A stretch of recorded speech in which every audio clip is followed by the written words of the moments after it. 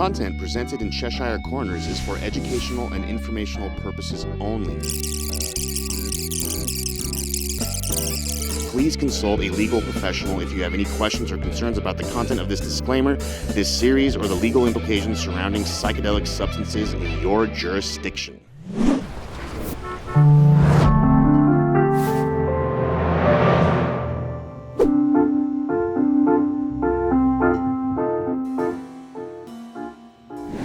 At the heart of the 1960s psychedelic counterculture movements, Timothy Leary, Allen Ginsberg, Ken Kesey. But behind the myth of America's so-called most dangerous man stood a woman who fearlessly supported and shaped this psychedelic revolution. For decades, she was remembered mainly as the wife of Timothy Leary, the Harvard professor turned psychedelic high priest, whose daring jailbreak electrified the counterculture movement, and whose life on the run with Rosemary infuriated the U.S. government and federal authorities. She was a beatnik, a fugitive, a fearless psychonaut, and a true believer who tested the limits of the psychedelic mind and the expectations for women of her time. Her name was Rosemary Woodruff Leary, and Allen Ginsberg himself called her the Acid Queen. St. Louis, Missouri, 1935. Born into a strict Baptist home, Rosemary Woodruff existed in a predetermined world, a world that dictated the boundaries of her existence. Ro, as she was known to her friends, found herself bound in an unhappy marriage, and she made a quiet but radical choice. One morning, she slipped off her wedding ring, left it in the sugar bowl, and forged forward with a vision toward a new life in the psychedelic world. In New York City, she recreated herself as an interior decorator, a fashion model, a beatnik stewardess in dark sunglasses, flying to Havana and San Juan. She moved through smoky jazz clubs and crowded loft parties, surrounded by musicians, poets, and painters. These groovy settings lit by music and conversation began her first journeys into expanded consciousness, experimenting with psilocybin, peyote, and acid years before the rest of America would be exposed to the psychedelic world. Rosemary takes acid for the first time. A doorway into consciousness swings open. That spring, she meets Timothy Leary at an art gallery. The ex-Harvard psychologist is speaking on psychedelic art, describing the audio-factory visual alterations of consciousness. Rosemary, still riding the morning's trip, is transfixed. They go out for drinks. He invites her to Millbrook, the sprawling upstate mansion where he and his circle are charting the inner cosmos. She declines at first, but the second time they meet, she says yes. The connection is instant. Pure oxygen after a trip to the dentist chair, she would later call him irresistible, magnetic, impossible to forget. At Millbrook, Rosemary steps fully into the psychedelic revolution. She edits Timothy's manuscripts and helps design weekend acid workshops with light, sound, and poetry. Leary describes in flashbacks, Rosemary and I shared the work too. I was finishing the work of psychedelic poetry based on the Tao Te Ching. Rosemary edited the manuscript. She joined me in preparing the slideshows and tapes we used in our weekend workshops in various cities across the East Coast. We tried to stimulate acid experiences with sound, strobes, and slides, as Ralph, Michael, and I alternated murmured narration and yogic instructions, while Rosemary whispered philosophic poetry hour upon hour, recapitulating the evolution of the species, taking our astounded participants up the chakras of their bodies. But the psychedelic sanctuary, so carefully crafted by Leary and Rosemary, was being carefully watched by federal authorities. 1965, Leary, Rosemary, and Tim's two children, Jack and Susan, were driving to Mexico, but after mysteriously being turned away from the Mexican border, they were busted at the American border in Laredo, Texas, propelling Leary back into the headlines. 1966, G. Gordon Liddy raids the Millbrook estate.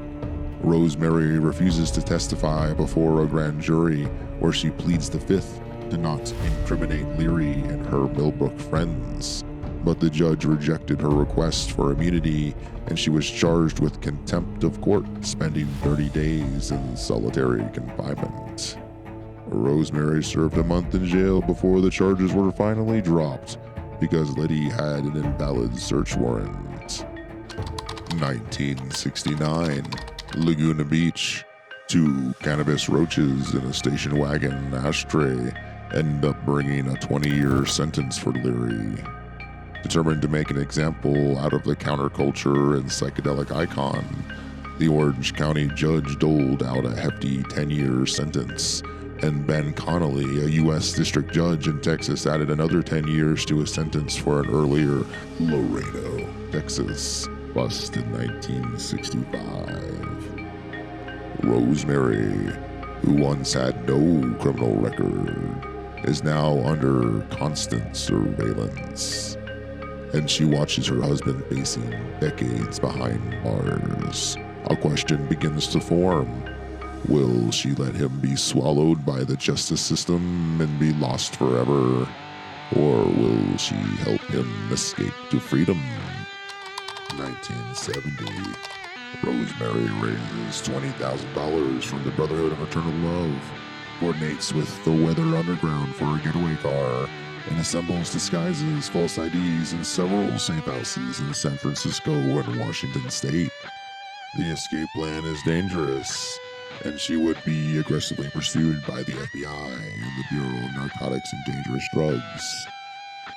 Leary must climb a large tree, run across the roofs of 2 cell blocks, 2 inch across a telephone cable until reaching the other side of a 12-foot barbed wire fence, and drop into the mysterious beyond, disappearing into the darkness of the night, escaping to freedom. In her voyages through altered consciousness, Rosemary learned to meet the world without fear. The night comes. Leary meditates by doing yoga in the prison yard, visualizing the telephone pole in the distance. Hours later, he is out, scaling, crossing, and vanishing into the shadows. In Washington State, he reunites with Rosemary. They disappear into the underground's psychedelic world. Tim and Rosemary altered their appearances. They changed their names, William J. McNellis and Margaret and McCreedy. Descending into the revolutionary underground would take her to France, Algeria, Switzerland, Afghanistan, Canada, Colombia, Costa Rica, multiple Caribbean islands, and finally Cape Cod. When the FBI, the BNDD, and the Nixon administration made Tim and Rosemary prime targets for capture, Rosemary struggled to maintain her sanity and independence. In her own words, after escaping from Algeria and suffering through yet another arrest and release in Switzerland, I left Leary, searching for a country that would allow me to find some peace and sanity. What followed were years of adventure and fear in some very far-flung places. I lived underground as a fugitive for 24 years in Europe and the Americas, long after Leary was captured again and eventually released from the U.S. prison system. In the fall of 1971, John Schewel ushered Rosemary into the underground. For the next 2 decades, they moved like shadows across the globe. Canada, Afghanistan, Sicily, Colombia, Costa Rica, always just beyond the grasp of U.S. authorities. 1976, disguised as a water skier on a cigarette boat, Rosemary re-enters the United States, Landing quietly in Florida, she settles in Provincetown, Massachusetts, a small refuge at the edge of Cape Cod. For nearly 20 years, she lives quietly, her suitcase always packed, her shoes by the bed just in case. In the 1990s, she began to write her memoir, Psychedelic Refugee, pieced together over 3 decades by kerosene and candlelight in Asian hotels, unheated European farmhouses, and South American jungle huts. It is her attempt to reclaim her story, to speak her truth after a lifetime of protecting others. At the beginning of her memoir, Rosemary writes, "I have regained my freedom and now can tell my story." Her memoir is a map of a life lived on the edge, a candid, unvarnished account of her psychedelic years with Timothy Leary, the ex-Harvard professor who became the high priest of acid. Their marriage lasted just 6 years, from the spring of 1965 to the fall of 1971. 3 weddings to Leary, in the desert air of Joshua Tree, beneath the blessings of a Hindu priest in Berkeley, and finally at Millbrook, the mansion turned psychedelic sanctuary.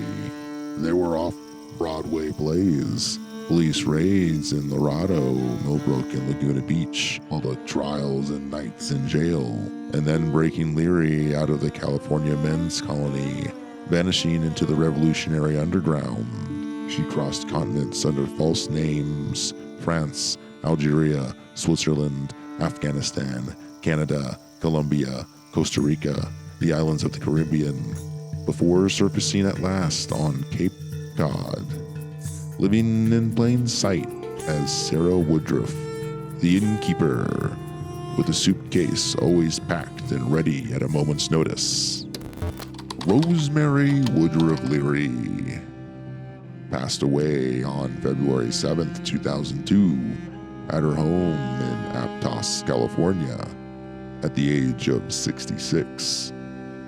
At her memorial, bright luminaries of the psychedelic movement: Ralph Metzner, Robert Anton Wilson, Frank Barron, Peggy Hitchcock, Michael and Cindy Horowitz, Chet Helms, and Ram Dass came to honor her.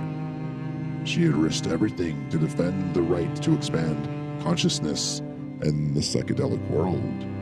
Ultimately, Rosemary sacrificed everything for the safety of her fellow psychedelic pioneers and the preservation of her husband, Timothy Leary's legacy. She wasn't just the Acid Queen. She was a psychedelic visionary crafting her own legend, a woman who never stopped running free and who never gave up on rediscovering the hidden treasures of the psychedelic world. Thanks for watching. If you want more stories from the secret world of psychedelics, be sure to like, subscribe, and drop your thoughts below.